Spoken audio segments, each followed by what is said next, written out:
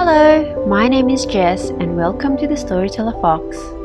Come along and listen to read aloud books, be it for bedtime, story time, or simply to read along.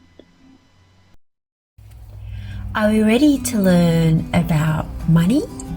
Yes, about money. So, what is money? And where does it come from? And what do we need to use money for? Well, come and join me at the Storyteller Fox for the Cat in the Hat Learning Library, which is titled 1 cent, 1 cent, 2 cents, old cent, new cent. This is a perfect book to learn all about money and to understand about finance. It's a little picture book, a financial storybook by Bonnie Worth, and it's illustrated by Aristide Rose and Joe Matthews. All about money. Let's get right into it and learn about money concepts. 1 cent, 2 cents, old cent, new cent by Bonnie Worth, illustrated by Aristide Rose and Joe Matthews. I'm the cat in the hat, and you know something funny? We're about to have fun learning all about money. Where does it come from? Can you answer that, please? I will give you a hint. It does not grow on trees. Do you think it would grow on trees? Just like this one, the Museum of Money? Just 1 penny each it will cost you to see the Museum of Money. Step up and pay me.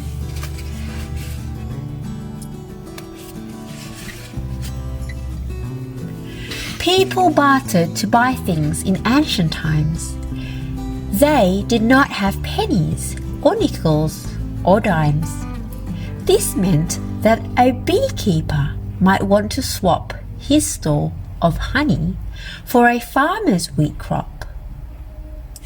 If the farmer liked honey, a deal could be struck. If the farmer liked jam, it was the keeper's bad luck. A long time ago, people used to do the bartering. People would fight over deals that they made. Was this a good swap? Do you think it was a good swap? And they would think, did I make a fair trade? Perhaps that is why money was invented. It was easier to use and decay was prevented. It was easy to carry and count. And what's more, it was easy to save and was easy to store. What's an old form of money? I'm so glad you asked me. I'll give you a hint.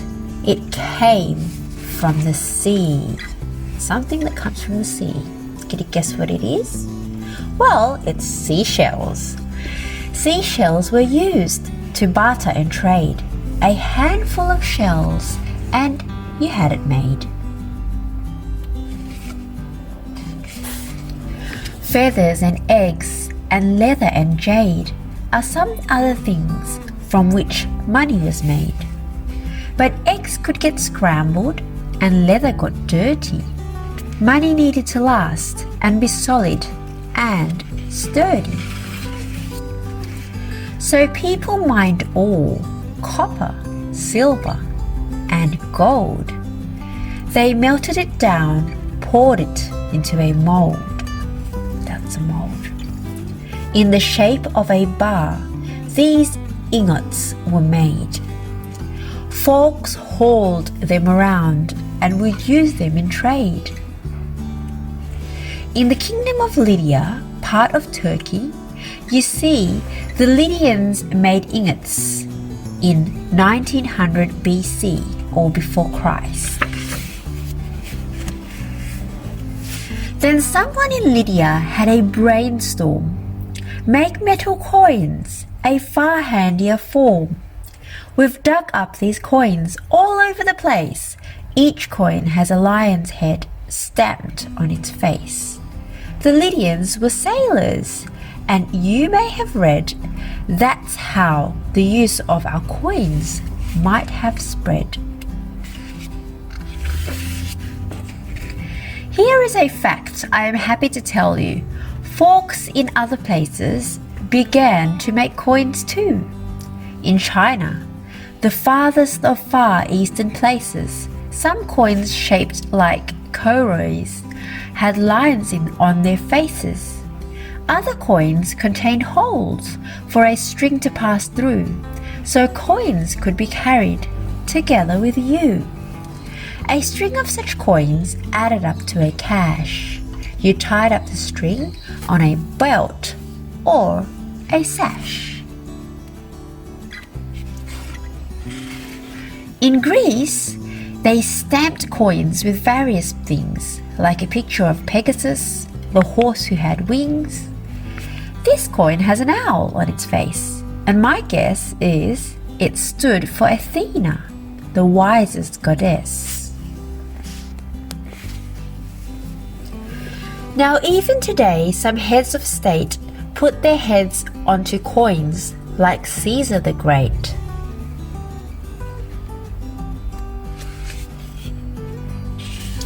Here is a fact that you think is so neat. Money's made in a mint, not the kind that you eat. Thing 1 and Thing 2 are about to mint dimes. Mints work much the same as in ancient times. So, how to make a dime one step at a time? Let's take a look. This is brought to you by Thing 1 and Thing 2. The first thing is, number 1, heat metals together until they are hot and melted to goop inside of a pot. So that's the pot here that's used to heat the metals. Number 2, pour goop in a cast, also known as a mold. So once the metals are finished being heated and melted inside the pot, they are moved into a mold. Number 3, strike goop up with an image before it turns cold. Number 4, remove from the cast. Oh, isn't that funny? So you've got to move it from the cast. Time to have fun with your shiny new money. Ancients keep money where they prayed and gave thanks. In this way, the temples became the first banks. To temple, you went to save or to borrow for as long as 2 years or as short as tomorrow. And that's a teller. So interest is a name for the fee that you owe to the bank for the money they loan you, you know? When your money is saved in a savings account, the bank then pays you a smallish amount. This smallish amount that the bank pays to you is the interest you've earned, and it's only your due. The smallest coin ever is so hard to see. See the Indian fanat next to that BB? Over here? You would think that they might lose count of their hoard, but dents in some wood make a neat counting board. From the islands of Yap come the heaviest ones, limestone coins 8 feet wide, each widening 3 tons. Carrying these coins, some Yap ships sank. Could you fit a Yap coin in your piggy bank? Do you think you're able to fit it in your piggy bank?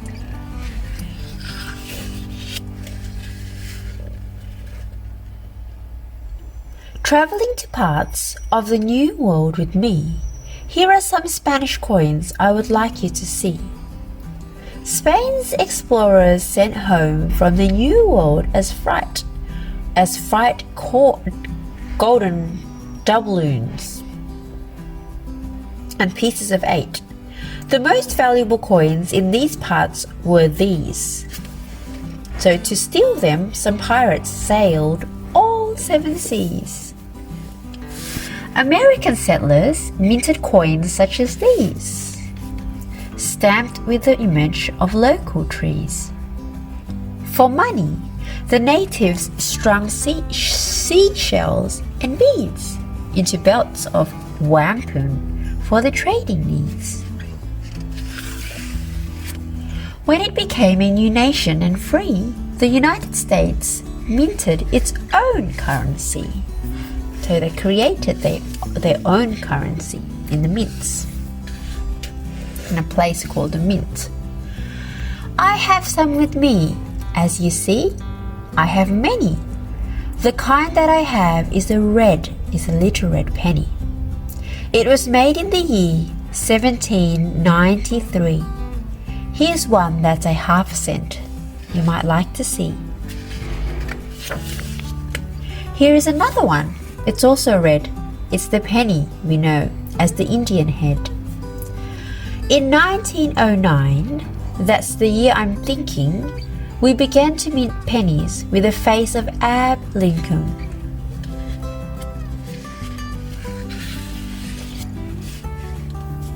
During World War II, a brave time, I do feel, pennies are made out of zinc-coated steel.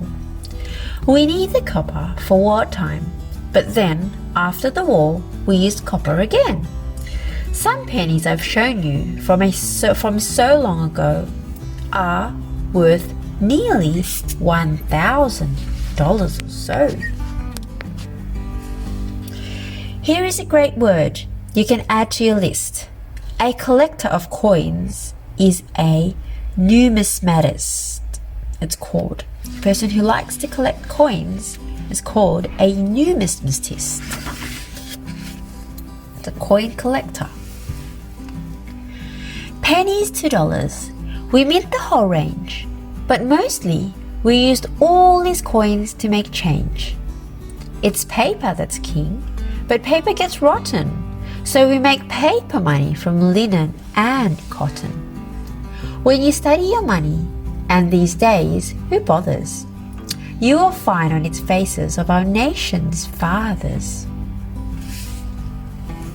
Here we could see these are the nation fathers in the American dollar. So we can start here from the $1. The United States of American $1 has a picture of George Washington. Then for the $2 coin, we have a picture of Thomas Jefferson. Then the $3 coin, the $20 coin, the $5 coin, has a picture of Abraham Lincoln. While the $5 coin, the $20 coin, has a picture of Andrew Jackson. The $10 note. So the $10 note has a picture of Alexander Hamilton. The $50 note has a picture of Ulysses S. Grant. And the $100 note has a picture of Benjamin Franklin. What's the dollar sign mean? Could it be? Take a guess. Does it come from a U printed under an S? My numismatist friend has told me of late it might come from the Spanish pieces of 8.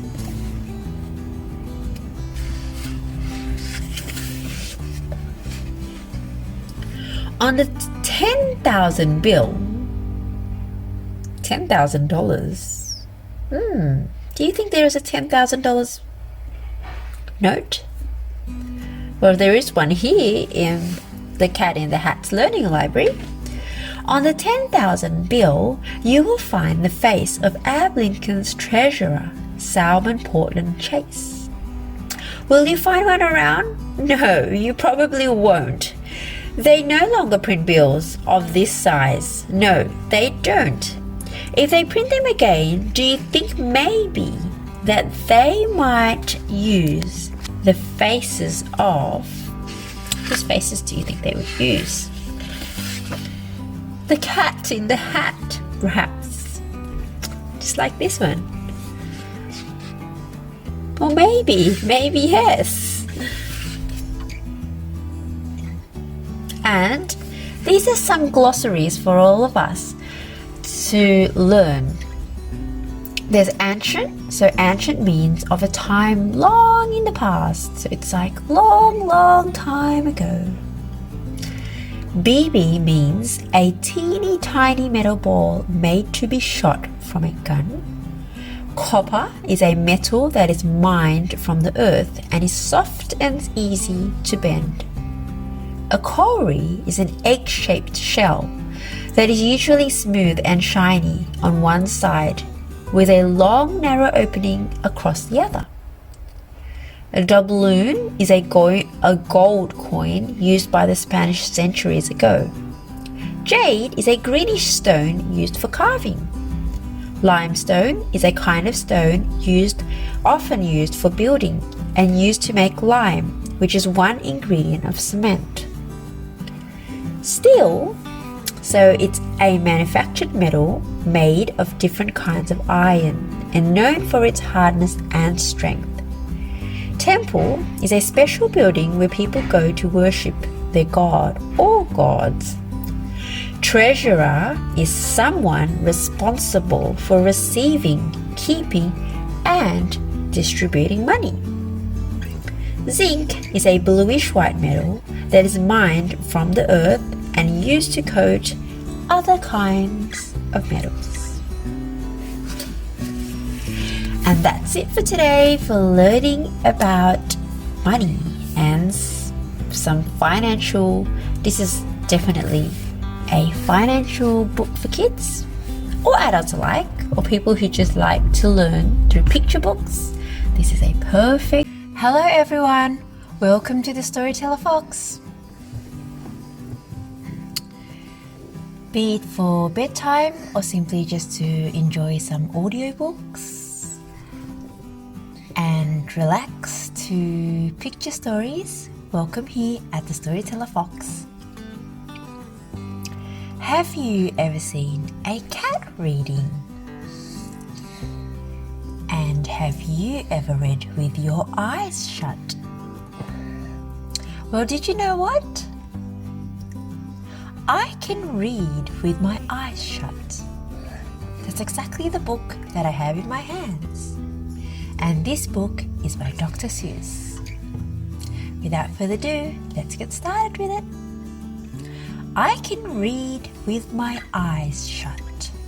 How can that be? Well, let's see. By Dr. Seuss. I can read in red. I can read in blue. I can read in pickle color too. Ooh. I can read in bed and in purple and in brown.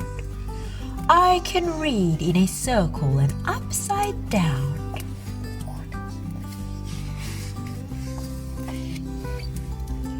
I can read with my left eye.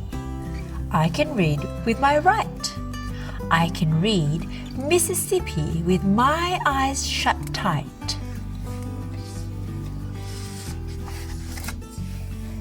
Mississippi, Indianapolis, and Hallelujah, too. I can read them with my eyes shut. That is very hard to do.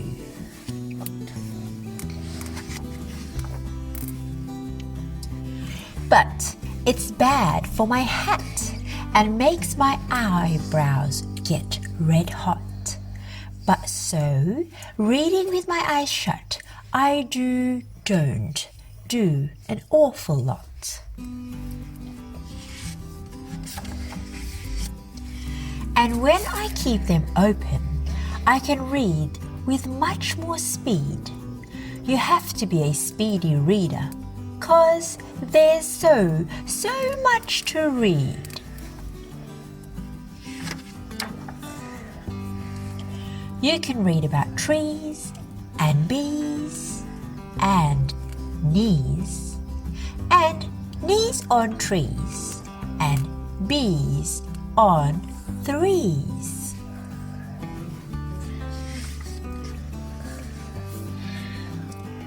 You can read about anchors and all about ants. You can read about ankles and crocodile pants.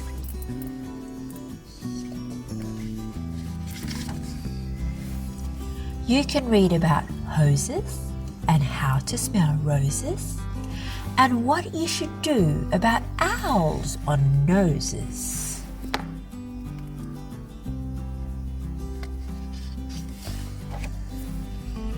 Young cat, if you keep your eyes open enough, oh, the stuff you will learn, the most wonderful stuff you'll learn about.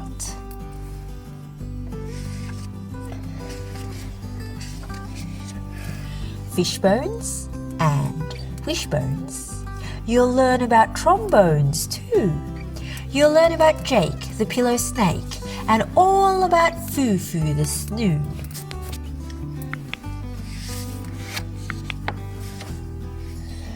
You can learn about ice. You can learn about mice. Mice on ice and ice on mice.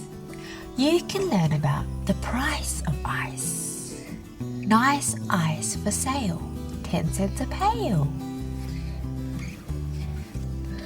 Doesn't that rhyme?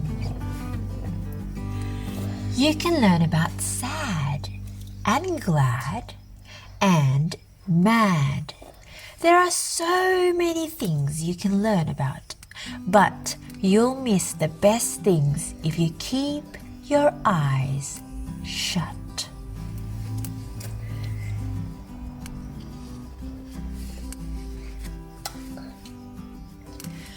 The more that you read, the more things you will know. The more that you learn, the more places you'll go.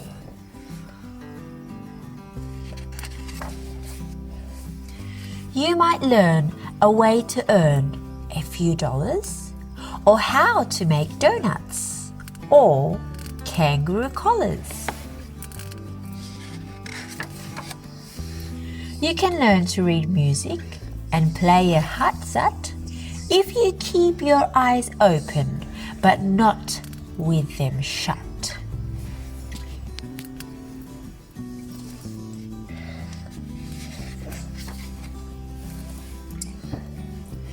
If you read with your eyes shut, you're likely to find that the place where you're going is far, far behind.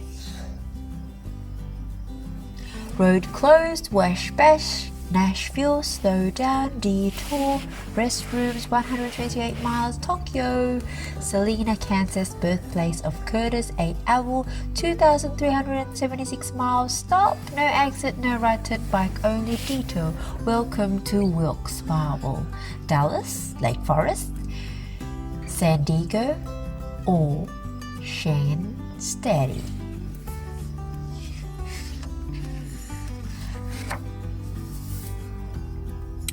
So, that's why I tell you to keep your eyes wide. Keep them wide, wide open, at least on one side.